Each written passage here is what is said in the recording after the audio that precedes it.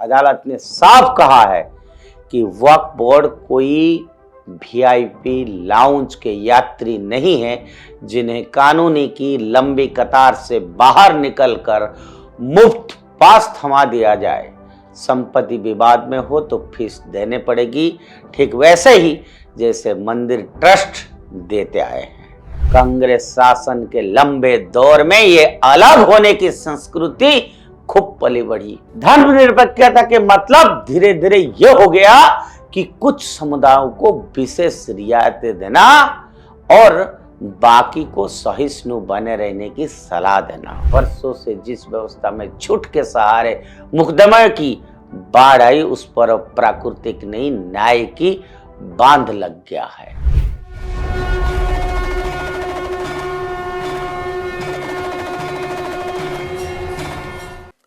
नमस्कार मित्रों, उदय India digital में आपका बहुत बहुत स्वागत है। मैं हूं दीपक कुमार रथ और आज भारतीयता का संघनाद में बताना चाहता हूं मित्रों कि भारत में वर्षों तक एक अनकहा नियम चलता रहा। कुछ संस्थाएं अदालत में जाएं तो धर्मनिरपेक्ष छूट मिल जाए, कुछ जाएं तो पहले काउंटर पर फीस भर। अब गुजरात उच्च न्यायालय ने इस परंपरा को बड़े ही विनम्र लेकिन करारे अंदाज में तोड़ दिया है। अदालत ने साफ कहा है कि वक्फ बोर्ड कोई वीआईपी लाउंज के यात्री नहीं है जिन्हें कानूनी की लंबी कतार से बाहर निकलकर मुफ्त पास थमा दिया जाए।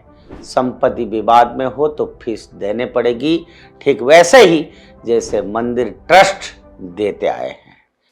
संविधान के अनुच्छेद 14 जो कि समानता का हक देता है ने शायद पहले बार राहत की सांस ली होगी। यह फैसला अपने आप में ऐतिहासिक इसलिए नहीं है कि कोर्ट फी कोई नहीं खोजे, बल्कि इसलिए कि अब तक कुछ संस्थाओं को यह मानने की आदत पड़ चुकी थी कि संविधान उनके लिए अलग से लिखा गया है। मित्रों, लगभग 150 मामलों में वक्फ बोर्ड ने यह मानकर छूट मांगी कि हम अलग हैं। अदालत ने भी उतनी ही शालीनता से कहा, नहीं, आप अलग नहीं, आप भी वही है जो बाकी धार्मिक ट्रस्ट है। कानून की नजर में कम से कम सब समान है। कांग्रेस शासन के लंबे दौर में ये अलग होने की संस्कृति खूब पली बढ़ी। धर्मनिरपेक्षता के मतलब धीरे धीरे ये हो गया कि कुछ समुदायों को विशेष रियायतें देना और बाकी को सहिष्णु बने रहने की सलाह देना। वक्फ बोर्ड को कानूनी सुविधाएं, प्रशासनिक संरक्षण और शुल्क में छूट सब कुछ मिला। वही हिंदू मंदिरों को क्या मिला? हिंदू मंदिरों को सरकारी नियंत्रण, ऑडिट, टैक्स और ये तसल्ली की आप तो मेजॉरिटी है, थोड़ा एडजस्ट कर लीजिए। ये मंदिर के लिए कहा जाता है, मंदिर का ट्रस्ट के लिए। मित्रों, विडंबना देखिए कि जिन मंदिरों की आय से स्कूल, अस्पताल और समाज सेवा चलती है, उन्हीं से पूछा गया कि अपने फीस क्यों नहीं भरी। लेकिन वक्फ संपत्तियों जो देश की सबसे बड़ी भूमि होल्डिंग्स में गिनी जाती है के मामले में कोर्ट फीस एक ऑप्शन जैसा बना रहा।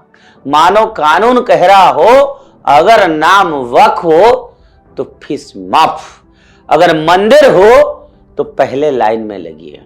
गुजरात हाईकोर्ट ने इस पूरे नाटक पर पर्दा गिराते हुए सीधा सवाल दागा, जब बाकी धार्मिक ट्रस्ट फिर फीस देते हैं तो वक्फ बोर्ड क्यों नहीं? सवाल साधारण था लेकिन असर गहरा। यह फैसला उस सोच पर व्यंग है जिसमें कुछ संस्थाएं खुद को संविधान से ऊपर समझने लगी थी। अब अदालत ने उन्हें याद दिलाया कि संविधान कोई सब्सक्रिप्शन प्लान नहीं है जिसमें प्रीमियम और फ्री वर्जन अलग अलग हो। इस निर्णय का एक और मजेदार लेकिन गंभीर परिणाम भी है मित्रों। अब वक्फ संपत्तियों पर मुकदमे दायर करने से पहले यह सोचना पड़ेगा कि फीस भी देनी है। यानी दावा करो देखो क्या होता है, ऐसे वाला रवैया थोड़ा महंगा पड़ेगा। बरसों से जिस व्यवस्था में छूट के सहारे मुकदमे की बाढ़ आई, उस पर प्राकृतिक नहीं न्याय की बांध लग गया है। असल में यह फैसला किसी समुदाय के खिलाफ नहीं है, बल्कि राजनीति के खिलाफ है, जिसने दशकों तक वोट बैंक को संविधान से ऊपर रखा। कांग्रेस की धर्मनिरपेक्षता अक्सर ऐसे रही जिसमें संतुलन कम और पक्षपात ज्यादा था। हिंदू आस्थाओं और संस्थाओं को स्टेट सब्जेक्ट बना दिया गया, जबकि बाकी को माइनॉरिटी प्रोटेक्शन की ढाल दे दी गई।